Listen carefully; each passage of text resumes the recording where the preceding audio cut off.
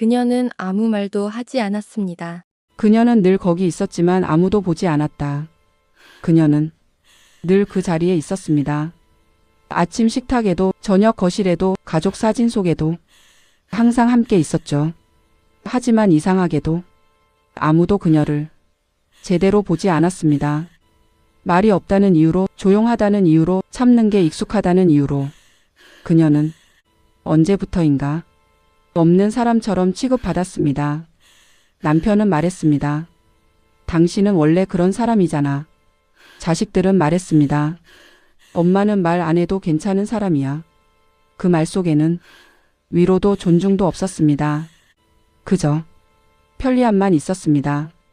그녀의 하루는 누군가를 뒷받침하는 일로 가득 차 있었습니다. 아무도 묻지 않았습니다. 힘들지 않은지, 억울하지 않은지, 후회는 없는지. 왜냐하면 그녀는 한 번도 먼저 말하지 않았기 때문입니다. 사람들은 그 침묵을 성격이라 불렀고 미덕이라 불렀고 당연한 것처럼 여겼습니다. 하지만 그 침묵은 선택이 아니라 오래된 체념이었습니다. 그녀는 알고 있었습니다. 말해도 달라지지 않는다는 걸. 말하면 오히려 자신이 불편한 사람이 된다는 걸. 그래서 그녀는 참는 쪽을 선택했고 기다리는 쪽을 선택했고 끝내 아무 말 하지 않는 사람이 되었습니다. 그리고 사람들은 그 선택에 익숙해졌습니다. 그 익숙함이 훗날 모두를 무너뜨릴 줄도 모른 채 이 이야기는 소리 지르는 복수가 아닙니다. 울부짖는 원망도 아닙니다.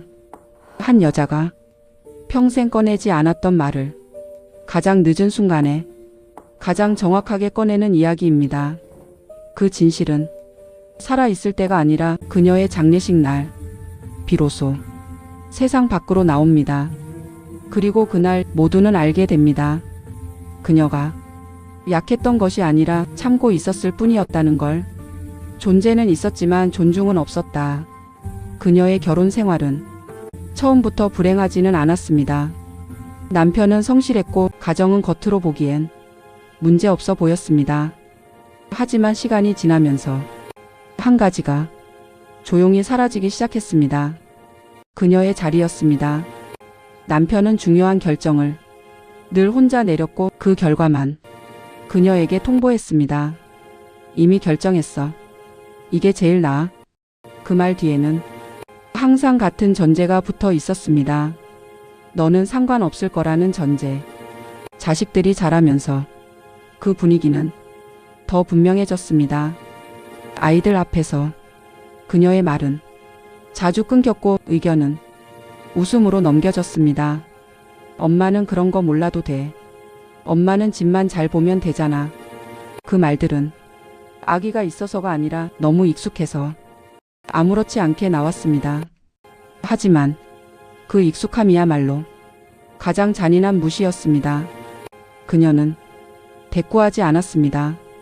대꾸하는 순간 예민한 사람이 될까봐, 분위기 망치는 사람이 될까봐 입을 다물었습니다. 그리고 입을 다무는 시간이 점점 길어졌습니다. 그녀의 하루는 누군가를 위해 움직이는 시간으로만 채워졌고 그녀 자신을 위해 쓰이는 시간은 거의 없었습니다. 그럼에도 사람들은 말했습니다. 그래도 당신은 편하잖아. 집에 있으니까 좋은 거지. 그 말이 얼마나 잔인한지 아무도 몰랐습니다. 그녀는 편했던 적이 없었습니다. 단지 아무도 묻지 않았을 뿐이었습니다. 그렇게 무시는 사건이 아니라 생활이 되었고 그녀는 참는 사람이 아니라 참는 역할이 되어 갔습니다. 그리고 그 역할은 아무도 그만두게 해주지 않았습니다. 그날 그녀의 이름이 처음으로 지워졌다. 그날은 특별한 날이 아니었습니다. 명절도 아니었고 큰 행사가 있던 날도 아니었습니다. 그저 가족이 모여 밥을 먹던 평범한 날이었습니다. 남편은 식사를 하다 말고 아무렇지 않게 말을 꺼냈습니다. 이 집은 내가 벌어서 산 집이야. 그 말은 누군가를 겨냥한 말이 아니었습니다. 그래서 더 잔인했습니다. 그녀는 순간 숟가락을 내려놓았습니다. 그 집에는 그녀의 젊음이 있었고, 그녀의 노동이 있었고, 그녀의 시간이 있었습니다. 하지만 그 말 한마디로 그 모든 것은 존재하지 않았던 것이 되었습니다. 자식들은 아무 말도 하지 않았습니다. 누군가는 고개를 끄덕였고 누군가는 그저 웃었습니다. 그 침묵은 동의였습니다. 그 순간 그녀는 깨달았습니다. 이 집에서 자신은 함께 만든 사람이 아니라 그저 거쳐간 사람이라는 걸. 그녀는 말을 꺼내지 않았습니다. 왜냐하면 이런 말이 돌아올 걸 이미 알고 있었기 때문입니다.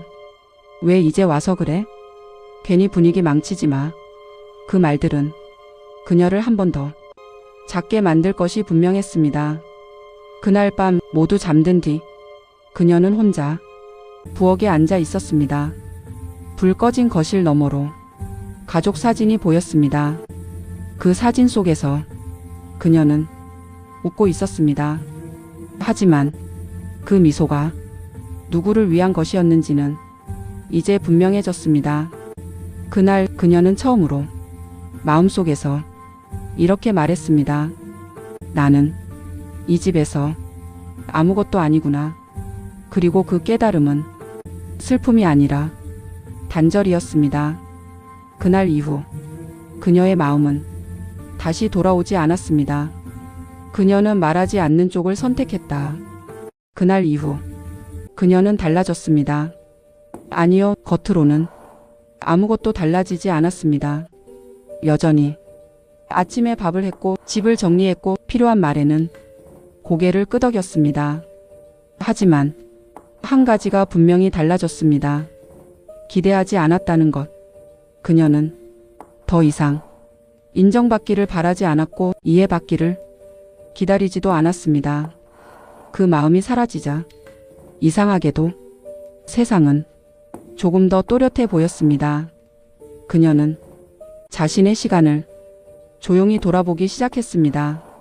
결혼 전 직장에서 벌었던 돈, 결혼 후에도 몰래 이어가던 일, 가족이 힘들 때마다 말없이 내놓았던 손길, 그 모든 순간들이 기억 속에서 하나씩 정리되기 시작했습니다. 그녀는 통장을 꺼냈고 오래된 서류를 찾았고 버리려다 말았던 노트를 다시 펼쳤습니다.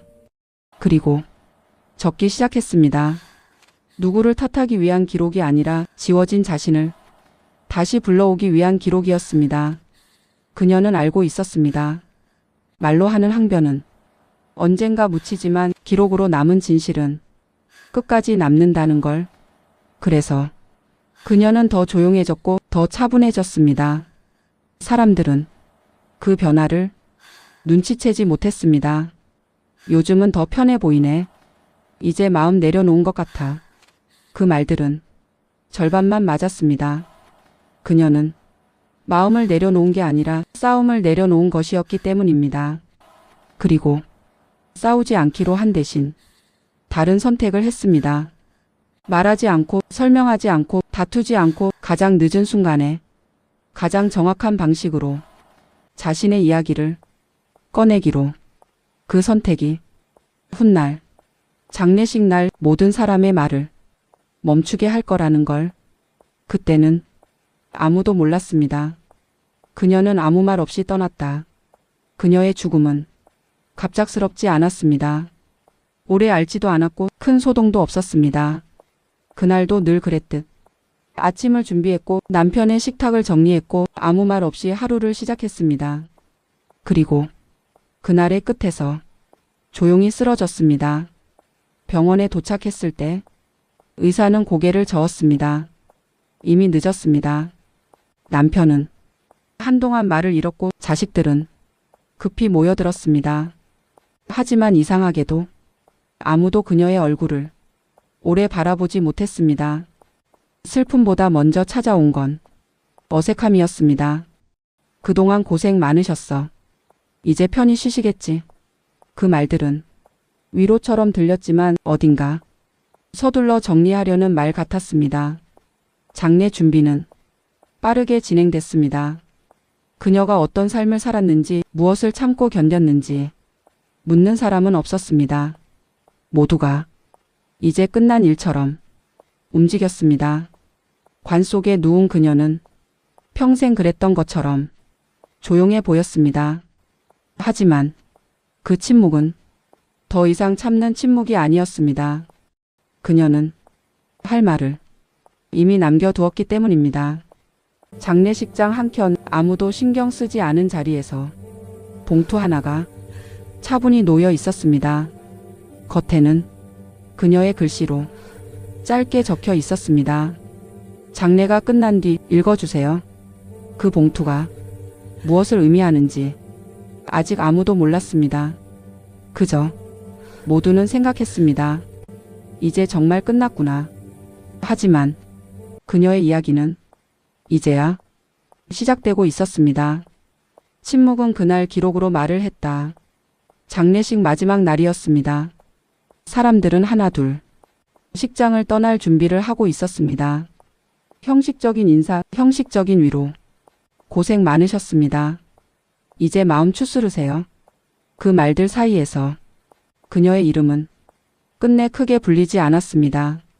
그때 장례를 도와주던 사람이 조용히 봉투 하나를 꺼냈습니다.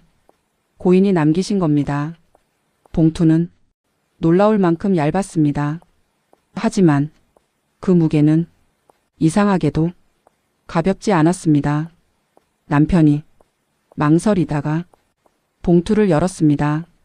그 안에는 편지 한 장과 몇 개의 서류가 차례로 정리돼 있었습니다. 처음엔 누구도 이해하지 못했습니다. 통장 사본, 계약서, 영수증처럼 보이는 종이들.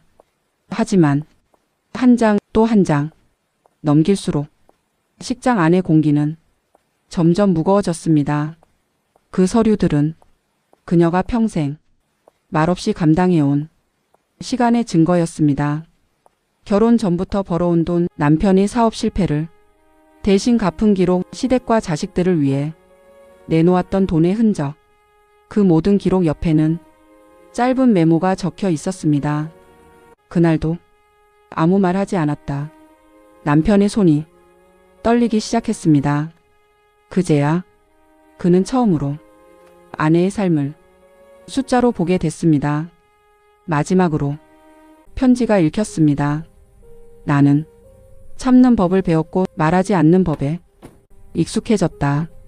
하지만 아무것도 하지 않은 적은 단 한 번도 없다. 나의 침묵을 당연하게 여긴다면 이 기록을 마지막으로 봐주길 바란다. 식장 안에는 아무 말도 나오지 않았습니다. 누군가는 고개를 숙였고 누군가는 눈을 피했습니다. 그 순간 그녀의 침묵은 더 이상 조용하지 않았습니다. 그날 장례식장은 말소리 대신 진실로 가득 찼습니다. 그리고 모두는 느꼈습니다. 이제 이 이야기는 되돌릴 수 없다는 걸. 그제야 그녀의 침묵이 들리기 시작했다. 봉투가 다시 접혔지만 장례식장은 한동안 움직이지 못했습니다. 누군가 먼저 말을 꺼내면 모든 게 무너질 것 같았기 때문입니다. 남편은 서류를 내려다본 채 한참을 고개 들지 못했습니다. 그 숫자들 하나하나가 아내의 세월이라는 사실을 이제야 깨달은 표정이었습니다. 이걸 혼자서 다 했다고? 그의 목소리는 낮았고 늦었고 아무에게도 닿지 않았습니다. 자식들은 서로의 얼굴을 보지 못했습니다. 어릴 적 기억 속의 엄마는 늘 집에 있었고 늘 당연했고 늘 말이 없었습니다. 그래서 아무것도 하지 않은 사람이라고 착각해 왔습니다. 하지만 그 착각이 지금 이 자리에서 산산이 부서지고 있었습니다. 누군가는 눈물을 흘렸고 누군가는 끝내 고개를 숙였습니다. 그 눈물은 슬픔이 아니라 부끄러움이었습니다. 그녀는 아무 말도 하지 않았는데 남아있는 사람들은 이제야 할 말을 잃었습니다. 복수는 소리를 내지 않았습니다. 고함도 비난도 원망도 없었습니다. 그저 진실이 제자리에 놓였을 뿐이었습니다. 그 순간 모두는 느꼈습니다. 그녀가 이 선택을 한 이유가 분노 때문이 아니라는 걸, 자신을 증명하기 위해서도 누군가를 벌주기 위해서도 아니라 지워졌던 자신의 삶을 다시 드러내기 위한 선택이었다는 걸. 남편은 그제야 아내를 떠올렸습니다. 말하지 않았던 사람, 하지만 모든 것을 기억하고 있었던 사람. 그 침묵이 이제는 하루도 편히 잠들 수 없게 만들 거라는 걸 그도 알고 있었습니다. 그렇게 그녀의 복수는 완성되어 가고 있었습니다. 아무도 반박하지 못하는 방식으로 그녀는 끝까지 소리 내지 않았다. 그녀는 끝까지 소리를 내지 않았습니다. 화를 내지도 않았고 따져 묻지도 않았고 억울하다는 말조차 입 밖으로 꺼내지 않았습니다. 살아있을 때도 떠난 뒤에도 그녀는 같은 선택을 했습니다. 말 대신 기록, 외침 대신 진실. 장례식이 끝난 뒤 사람들은 집으로 돌아갔지만 그날의 침묵은 집으로 따라갔습니다. 남편은 빈집에서 처음으로 아내의 자리를 느꼈고 자식들은 전화기를 들었다가 끝내 아무 번호도 누르지 못했습니다. 이미 들을 사람이 없다는 걸 알고 있었기 때문입니다. 그녀는 아무것도 빼앗지 않았습니다. 다만 당연하다고 여겨졌던 것들에 이름을 붙여주었을 뿐입니다. 그 이름들은 이제 지워지지 않습니다. 그녀의 복수는 상처를 남기지 않았지만 평생 지워지지 않을 질문을 남겼습니다. 나는 당연한 사람이었을까? 여러분은 어떻습니까? 지금 곁에 있는 사람의 침묵을 당연하게 넘기고 있지는 않습니까? 말하지 않는다고 해서 아무것도 아닌 건 아닙니다.